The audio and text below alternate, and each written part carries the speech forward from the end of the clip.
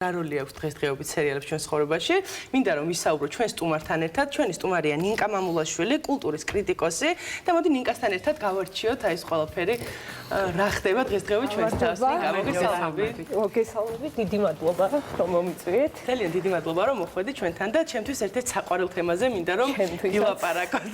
მოდი პირველ რიგში ვისაუბროთ დღესდღეობით რა როლი აქვს სერიალებს ჩვენს ცხოვრებაში, ბევრი ადამიანის ცხოვრებაში და რა დადებითი და უარყოფითი თვისებები აქვს თვისებები თუ რა ვიცი რა შეიძლება უწოდო ამ ყველაფერს. სერიალების როლის აშკარა ესკალაცია მოხდა ბოლო წლების განმავლობაში, ჩემი აზრით, ერთ-ერთი მთავარი მიზეზი არის ის, რომ რეალობიდან გაქცევის ერთ-ერთი ძალიან ისეთი მარტივი საშუალებაა.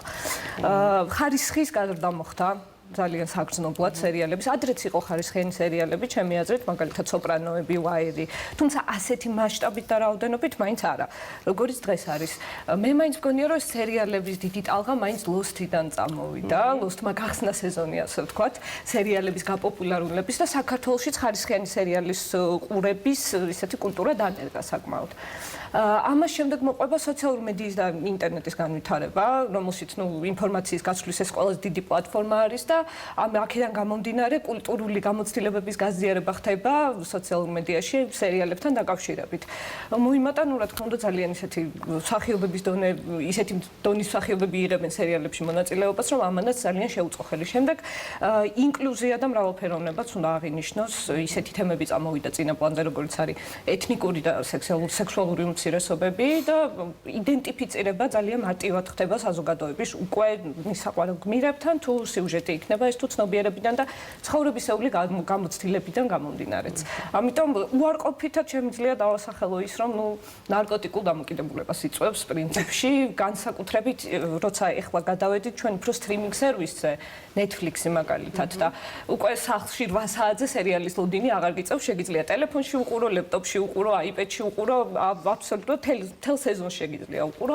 აქედან გამომდინარე, ამანაც ძალიან ხელი შეუწყო და ახალგაზრდების მიჯაჭვულობაც გამოიწვია. მართალი გითხრათ, აი სულ ამაზე გვაქვს საუბარი. მე ვითომ ვამბობ, რომ არ მიყვარს ეს. სიამოვნებაში ასე არ არის, ლოსტს ვუყურებდი მანამდეც ძალიან ბევრ სერიალს და სწორედ ეს იყო მიზეზი ალბათ, რატომაც ახლა აღარ ვუყურებ, რომ მივხვდი, რომ ძალიან დიდ დროს უთმობდი ამას.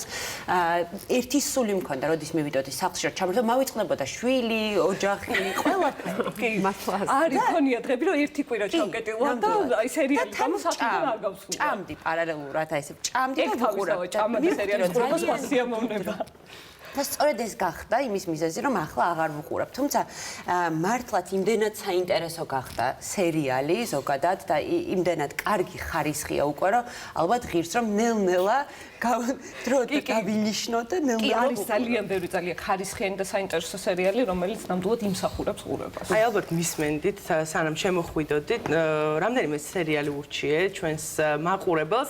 მოდი, მაინც კრიტიკოსი ხარ და მინდა კრიტიკულად შემიფასო. მაგალითად, თუ იყო ბოლო პერიოდში ისეთი სერიალი, რომელიც რაღაცა დიდი გამოხმაურება ჰქონდა, ველოდებოდით, რაღაც გვეგონა რომ კარგი იქნებოდა და საბოლოოდ გამოვიდა რომ არც ისე კარგი სეზონი იყო და ასე ვთქვათ, ჩავარდა ეს ყველაფერი. შემიძლია ჩავარდნა არ ვიცი, რამდენად შეიძლება გამოვიყენო ეს ჩემი პირადი მოსაზრება, შეიძლება ბევრი არ დამეთანხმოს, მაგრამ მე პირადად Westworld-მა ძალიან გამიცრუა იმედი, HBO სერიალია ეს. ყავს ფანტასტიკური მსახიობები, როგორც არის ენტონი ჰოპკინსი, ევან რეიჩელ ვუდი, ძალიან მაგარი კასტი ყავს, მაგრამ ვერ მოხდა სიუჟეტის განვითარება ვერანაირად ამ სერიალში. საერთოდ დღეს ეს კიდე ერთი პრობლემა წამოვიდა. ფანებს ძალიან უყვართ, ეს თავდადებული ფანები ვინც არიან, სერიალებზე თეორიების შექმნა და შემდეგ ამის გარჩევა. სამეფო კარის თამაშები, ვისაც ნანახი გაქვთ, ამ კულტურასთან გაცნობილი. მაგ თეორიებით ჩვენც ვიყავით აქ წარმოდგენილი მთელი სეზონის განმავლობაში. ამიტომ ძალიან ბევრი კარგი სცენარისტი ამან მოდრიგა, ასე ვთქვათ, მაგრამ მე არ მიმაჩნია, რომ იმიტომ რომ ვიღაც ფანმა გამოიცნო რაღაც თეორია, ამით სერიალს აკლდება რაღაც, ან არანაირად და ბევრი სცენარისტი მოიდრიკა და შემდეგ მოულოდნელობის ეფექტზე იმდენად ჩაბაუჭებული არიან, რომ სერიალი იყოს აგებული, რომ აქედან გამომდინარე თვითონვე რაღაცა იბლანდებიან ამ რაღაცნაირ ძალიან რთულ სიუჟეტში, რომ მე აღარ იყოს გამოცნობადი ეს, რაც არასწორია და ძალიან ბევრი კარგი სერიალი ჩააგდო ამან პირველ რიგში ვესტვოლდი და ამიტომ რაღაც მეორე სეზონი ისეთი აბსურდი იყო. მე მაინტერესებს, აი, როდის მოხდა, რა მომენტში მოხდა, როდესაც მსახიობებისთვის, A-კლასის მსახიობებისთვის გახდა პრესტიჟული სერიალში თამაში. თქვენ ძალიან კარგად აღნიშნეთ, რომ Lost-დან დაიწყო ესეთი პოპულარობა სერიალების, იმიტომ რომ აბსოლუტურად სხვა ხარისხის სერიალი შემოგთავაზა და დაძაბულობა. მაგრამ მსახიობებს მე მახსოვს, აი, მაგალითად, რომ გადიოდა სერიალი Santa Barbara, მაშინ ეს იყო, აი, ბუმი იყო, როდესაც ეს რობინსი მოხდა, რაღაც დიდ კინოში ვნახეთ Forrest Gump-ში და ეს იყო ისეთი გამონაკლისი ჰოლივუდისთვის, რომ როგორ ტელევიზიიდან დიდ კინოში როგორ მოხდა. აი, რა მოახდინა ეს გარდატეხა, რომ ეხა ყველა დიდი მსახიობისთვის ეს არის უბრალოდ პრესტიჟი ითამაშო კარგ სერიალში. ხარისხის გაზრდა, ძალიან გაზრდილია სერიალის ხარისხი. შინაარსი არის ძალიან კარგი, საინტერესო გმირები იწერება და ამა რა თქმა უნდა. და ნუ არა ბიუჯეტებმა. ბიუჯეტმა არა ნაკლებად, იმიტომ რომ მე როგორი ისეთი მსახიობი როგორც მერილ სტრიპი არ მგონია რომ სერიალის ბიუჯეტზე ძალიან რაღაცა ის მის ინტერესში შედიოდეს. ალბათ უფრო შინაარსობრივად უკვე არის იმ საფეხურზე მერილ სტრიპი სამსახიობო კარიერაში რომ ბიუჯეტს ნაკლები მნიშვნელობა ექნება მისთვის. თუმცა ნახეთ მერილ სტრიპი ნიკოლ კიდმანთან ერთად პერიოდში დიდი პატარა ტყუილები, რომელიც ფენომენალური შესრულება. ეს ნანახი მაქვს სხვათა შორის. ძალიან კარგი. ძალიან ისეთი ფემინისტური სერიალია ძალიან. კი, მაგრამ საინტერესო და ამასაც აუცილებლად გირჩევდით და დრო გირჩევდით ნამდვილად რომ ამ სერიალს უყუროთ, იმიტომ რომ ძალიან კრიტიკოსის მეთანხმება. ხალხ თემებს განიხილავენ ძალიან. ნინკა, აუცილებლად უნდა გითხო ფრენცის შესახებ. არ შეიძლება რომ ადამიანი სერიალზე ლაპარაკობდეს და არ ახსენოს სერიალი მეგობრები, რომელმაც არ ვიცი რამდენი წელს გაუძლო და თუ არ ვცდები 10 წლის განმავლობაში სრულად გადიოდა ეს სერიალი ტელეეკრანზე, ასე რომ ერთ-ერთი ყველაზე გრძელი და შეიძლება ერთადერთიც იყოს ხარისხიან სერიალებზე მოხდა საუბარი, ყველაზე გრძელი სერიალი იყო. რა ფენომენი იყო ეს შენი აზრით და რატომ არის ის, რომ დღემდე აი საახალწლოდ ახლაც ძალიან დიდი დაინტერესებაა, ძალიან დიდი გამოხმაურება ნებისმიერ იმ კომპანიაზე, სადაც ფრენცის მსახიობები, არ ვიცი, ან რაღაც რეკლამაში იღებენ მონაწილეობას, ან უბრალოდ მიწვეულები არიან. მე ყოველთვის ვამბობ, რომ ფრენცის მთავარი ხიბლი მის სიმარტივეშია, ჩემი აზრით. ძალიან მარტივი სერიალია. არის 6 გმირზე, რომლებიც ვესტვილიჩში ცხოვრობენ. სიტკომია და სიტკომის ერთ-ერთი მთავარი ხიბლი არის ზუსტად ის, რომ გაიგივება ხდება ძალიან მარტივად სატელევიზიო შოუს გმირებსა და მაყურებელს შორის. მარტივი თემები არის და ფრენცის გმირებიც ძალიან ისეთი ადვილად იდენტიფიკაცია ძალიან მარტივია ფრენცის გმირებთან.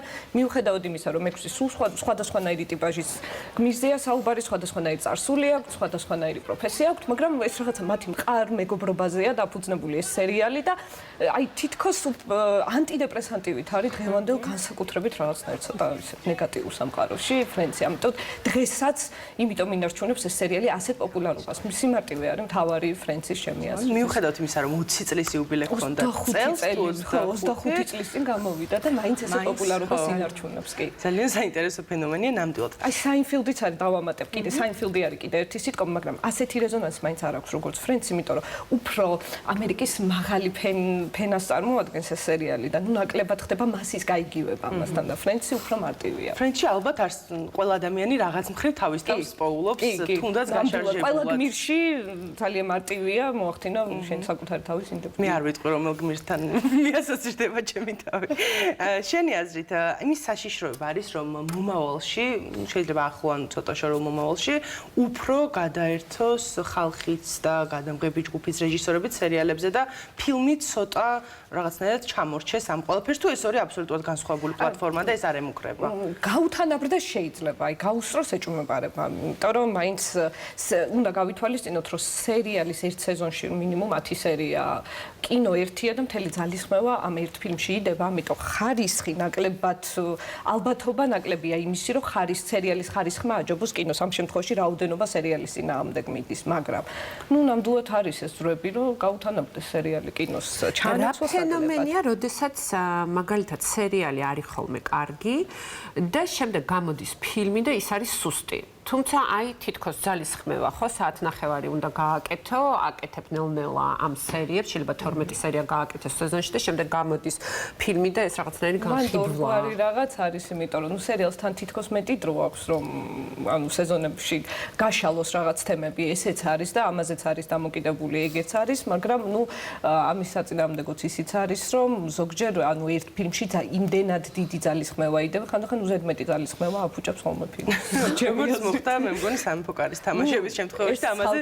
წასვლის წინ აუცილებლად ვისაუბრებ და ისე ვერ გაგიშვებ აქედან.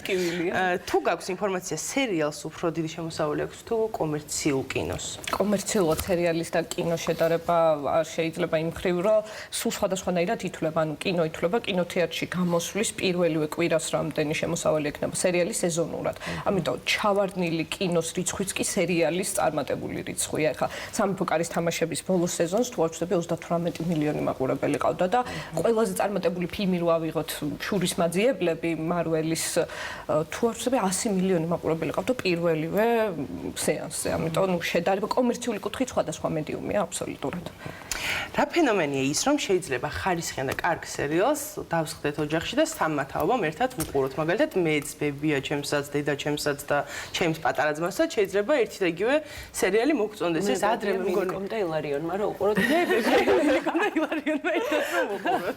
ნუ კარგის და ხარისხიანი სერიალი ამაშვება, კარგი მსახიობები ამაშვება, როგორც წიგნი შეიძლება იყოს ნების ძალიან ბევრი განსხვავებული ადამიანისთვის. საინტერესო ზუსტად იგივე ლოგიკა მოქმედებს სერიალზეც, მით უმეტეს დღეს, როდესაც ესეთი ხარისხიანი სერიალები წამოვიდა განსაკუთრებით HBO, Netflix-ი და მსგავს სტუდიებს, რომლებიც იცი, აი ძალიან საინტერესოა აი ამ რაღაცნაირ ფოიერვერკში სერიალების, რომ უცებ ვახსენოთ ქართული სერიალები. უცებ სახე არ შეგეცვალოთ. არა, უცებ არ გავიქცეთ. მედგრად დაუდექით და ნუ შევადარეთ უბრალოდ ქართული სერიალების წარმატებაზე და ფენომენზე ვილაპარაკოთ. ქართული სერიალი მე ქართული სერიალის დიდად მაყურებელი არ ვარ, ჩემი ცოლის დაქალებია ერთადერთი, რომელსაც ნუ დღემდე ძალიან ისეთი ინტერესით ვუყურებ, ალბათ იმიტომ რომ ძალიან ცხოვრებისეულ თბილისურ თემებზეა ძალიან და არ შეიძლება ეს ვიღაცისთვის არ იყოს რაღაცა მარტივად და ისეთი რომ ნოსტალგიური რაღაც გიჩნდება მე მგონი ამ სერიალს რო ვუყურებ განსაკუთრებით ვიცი უცხოეთში ვინც ცხოვრობს იმათთვის ძალიან ის არის ჩემი ცოლის დაქალები. ტიფლისს ხარ უყურებდი? ტიფლისი დავიწყე და რაღაცა იმდენად მომიჩვენა რომ ამერიკული სერიალები ეს თითქოს ხო ქართულ იმაზე იყო, მაგრამ იმდენი რაღაც ქონდათ გადმოტანილი რომ ვერ შევწერ. იდეალური დედახმა გინახავთ. ჩვენ პირველი არქის პროდუქტია. საერთოდ მაინტერესებს, აი ფენომენი მაინტერესებს, როგორც ქართული სერიალის პრინციპში გამოდგა ძალიან ყურებადი. ყველა სერიალს უყურებენ, განსაკუთრებით პატარები, აი სკოლის მოსწავლეები, სადღაც 15 წლამდე ბავშვები უყურებენ ყველაფერს. აი ქუჩაში მოდიხარ და ყველა გცნობს სერიალის მსახიობებს ცნავ. უცებ შეიძლება გაიღვიძო მართლაც ცნობადმა სერიალის მეშვეობით. რა არის ხარისხი პირდაპირ რომ ვთქვათ არ არის მაღალი. ხო, ყოველ შემთხვევაში საერთაშორისო დონეს ჩვენ ამას ვერ გაუტოლებთ, ხომ ასეა.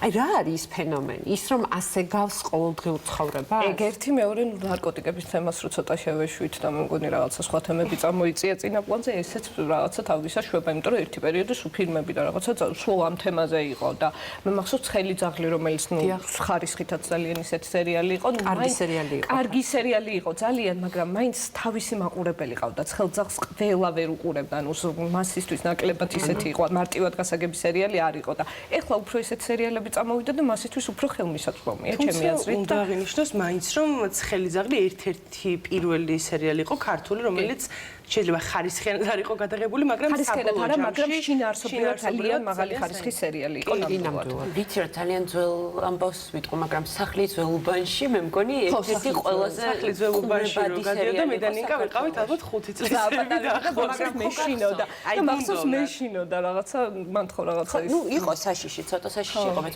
ჩამოვყეთ, მე მახსოვს იყო ძილის წინ ასეთი სერიალი, რომელიც ძალიან პატარა ვიყავი და ბუნდოვნად მახსოვს. იყო სახლის ძველუბანში, იყო შუა ქალაქი, რომელიც ფრენცის ანალოგი იყო, ასე სტილი ქონდა იგივე, მაგრამ ხო, სტილი ქონდა იგივე და სხვათა შორის თავიდან, როდესაც დაიწყო შუა ქალაქი, მე მახსოვს რომ ნუ რა თქმა უნდა, კარგი გამოხმაურება ქონდა, მაგრამ ამბობდნენ რომ აი ძალიან გადმოღებულია მეგობრებიდან ეს ყველაფერი, მაგრამ შემდეგ ისე მოერგო ამ ქართულ რეალობას, რომ ფრენცი არანაკლებად 10 წელიწად. კი, არანაკლებად, მაგრამ ესე გოგონა გარეუბნიდანაც ხო ზუსტად ფრანჩაიზია გადმოღებულია. აგლიბეთის ფრანჩაიზია, რამდენიმე ქვეყანაში მინახავს ერთი და იგივე. ხო, მაგრამ მაგან ნაკლებად გაამართლა შუა ქალაქმა, მე მგონი უფრო გაამართლა. შუა ქალაქი უფრო დიდხანს გადიოდა. უფრო დიდხანს და მე მგონი ყველაზე ერთ-ერთი მასშტაბური და გასწორებადი სერიალი იყო. ნინკა, მოდი, გამოგვიყავი რამდენიმე სერიალი ბოლო პერიოდის განმავლობაში, რასაც უხრჩევდი ადამიანებს, ან ნახე და მოგეწონა.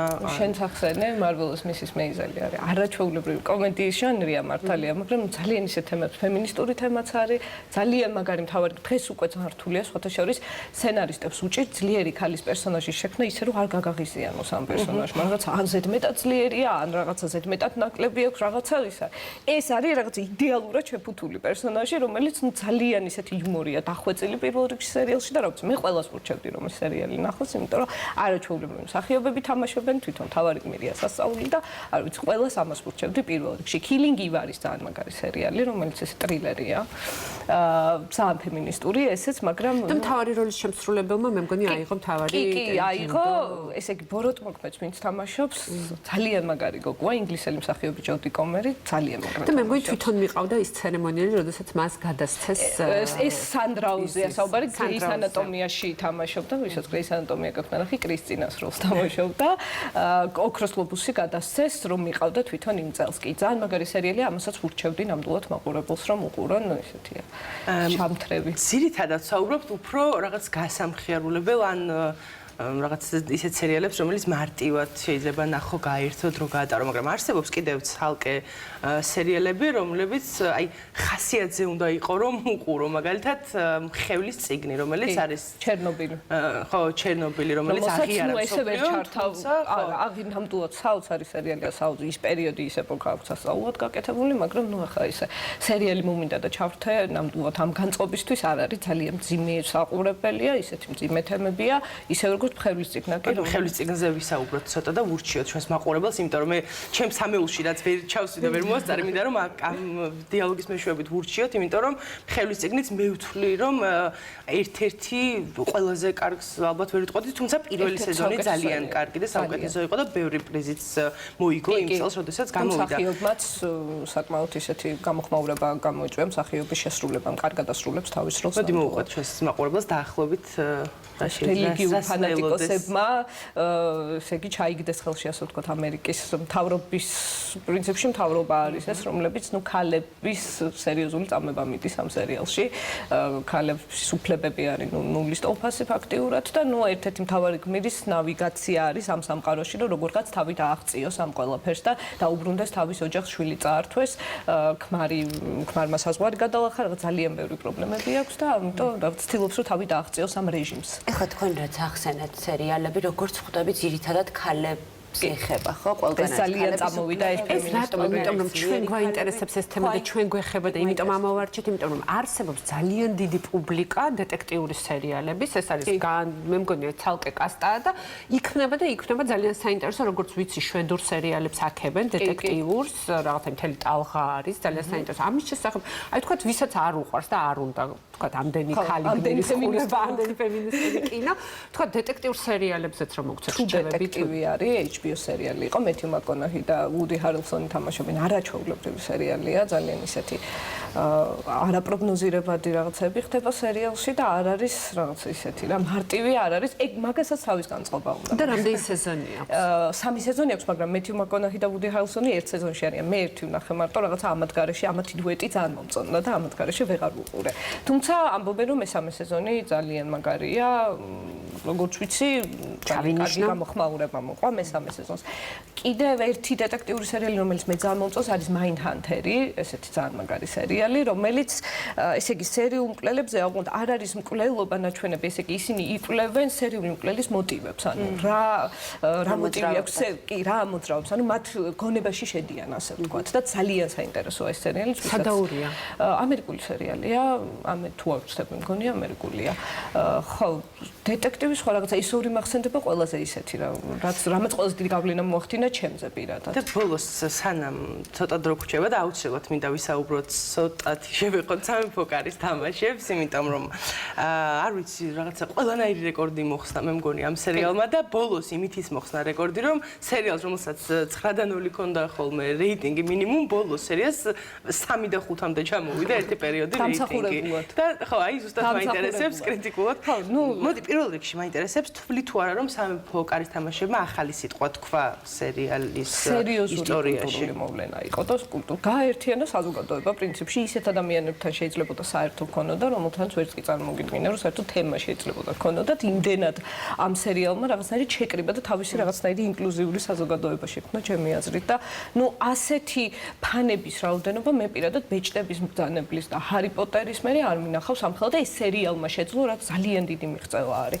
მე გული მწყდება იმაზე, რომ არ მგონია, რომ უახლოეს მომავალში ამხელა კულტურული ფენომენის მოწმე გავხდეთ. ჩვენ რაც სამეფო კარის თამაშები იყო, იმიტომ რომ ნუ რაღაცა მართლა ძალიან დიდი მოვლენა იყო და პირველ რიგში მიხარია, რომ მოწმე ვიყავი ამ მოვლენის და ველოდებოდი და რაღაცა ნაწილი ვიყავი ამ ყოველფრის. მაგრამ ბოლოს ორი ადამიანი იყო ძალიან ბევრი წლის განმავლობაში ამ ყოველფრის ნაწილი. მე მაგალითად ნანახი ბურლინგტონ ბარში არის ხოლმე რაღაც რეაქციები. კი, და ხალხს აქ გქონია ბევრჯერ. როგორი რეაქციები აქვს ხალხს და როგორ ერთად უყურებენ ამას, ნუ ეგრე ყურება მე ვერ წარმოვიდგენია, მაგრამ ნინკა ძალიან დიდი მადლობა რომ მოხვედი და იყავი ჩვენთან ერთად. კარგი რჩევებისთვის კიდევ ერთხელ დიდი მადლობა.